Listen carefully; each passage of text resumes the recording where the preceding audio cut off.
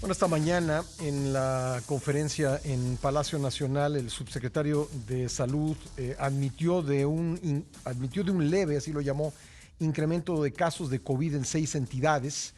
Dijo que lo más notorio en este caso era lo que ocurría en Yucatán y Quintana Roo, aunque también pues se han hay picos, hay repuntes de casos de COVID en Baja California Sur, Campeche, Sinaloa y Veracruz, dijo López Gatell.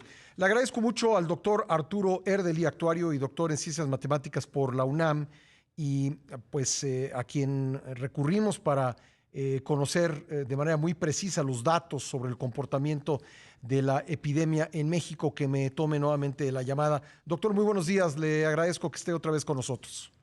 ¿Qué tal, Pascal? Muy buenos días, a tus órdenes. Ayer usted decía en su cuenta de Twitter, que siempre leemos, que la curva de casos activos reportados en los últimos 14 días a nivel nacional ya muestra un claro repunte impulsado por varias entidades federativas. ¿Cómo están los datos, doctor? Si nos puede comentar, por favor. Pues te diría que sin sorpresas, porque lo hemos ido viendo, por ejemplo, desde el 10 de mayo, que empecé a comentar particularmente sobre la tercera ola de Quintana Roo, y desde entonces para acá, pues nada más hemos visto cómo se han ido acumulando y sumando más y más entidades federativas que empiezan a mostrar repuntes. Ya ahorita ya es de tal magnitud el repunte en varias entidades que incluso la curva a nivel nacional, que es el agregado de las 32 entidades federativas, pues ya predomina el alza sobre la tendencia de baja que tuvimos. Entonces sí, justo creo que ya estamos en un momento ya muy preocupante de repuntes generalizados. Digamos que lo que pasa en estas 6 entidades, no sé si solo sean 6, pero le voy a preguntar enseguida eso a usted, pero lo que se manifiesta en estas entidades ya pega a nivel nacional.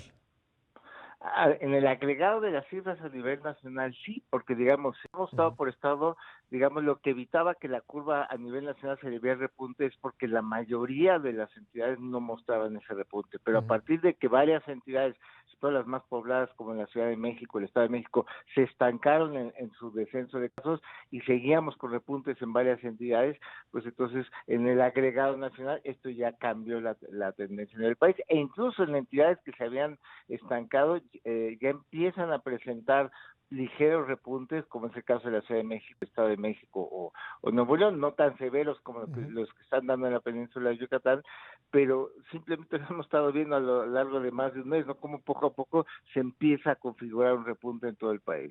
¿Usted lo nota entonces como fecha de inicio de esta nueva, de este rebrote o repunte, el 10 de mayo?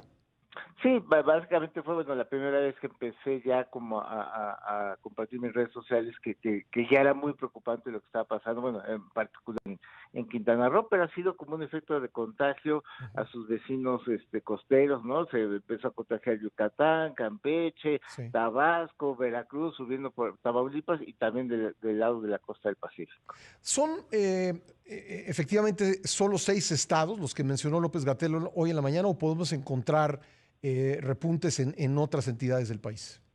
Pues yo veo ya en más de 6 estados. Lo que pasa es que las autoridades siempre tienden a minimizar o a reportar con mucho rezago lo que está sucediendo. Pero yo te diría, los casos, bueno, el caso más grave sigue siendo Quintana Roo. Luego te diría que hay 4 repuntes muy preocupantes, que son el caso de Yucatán, Tabasco, Baja California Sur y Sinaloa. Y luego otro repunte que también son no tan severos, pero ya preocupantes, Campeche, Veracruz, Tamaulipas y Sonora. Y preocupa también pues que son repuntes leves, pero por la densidad de población que tenemos en la Ciudad de México, Estado de México, pues sí es muy preocupante. Son más de 6 entidades las que ya están presentando repuntes de diversas intensidades.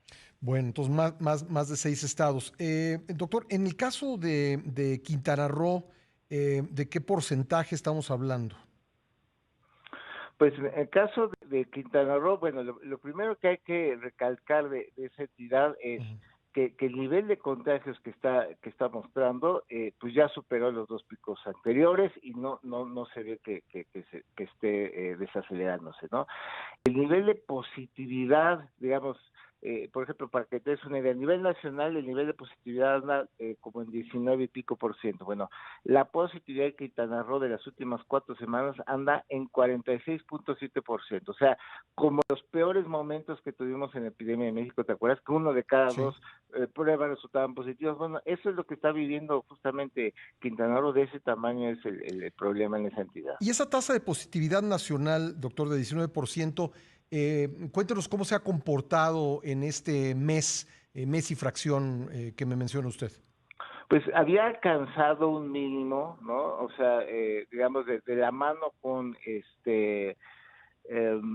con el descenso de casos que tuvimos durante varias semanas, o sea, de haber estado en niveles por arriba del 50%, pues llegó a bajar hasta niveles pues como del 16%, eso fue hace como unas 2 semanas, pero ya en las últimas 4 semanas ya rebotó, se nota también el cambio de tendencia a la positividad y ya ahorita ya en niveles de 19%, digo, todavía muy lejos de esos 50%, pero porque es a nivel nacional, pero si tenemos una entidad que trae niveles casi del 50%, pues eso nos habla que tenemos un problema muy serio en un país que está interconectado y que la gente va y viene y que entonces pues puede contaminar otras entidades como ya ha estado sucediendo. Sí, hay manera, yo sé que su especialidad es la matemática y se lo pregunto en ese sentido.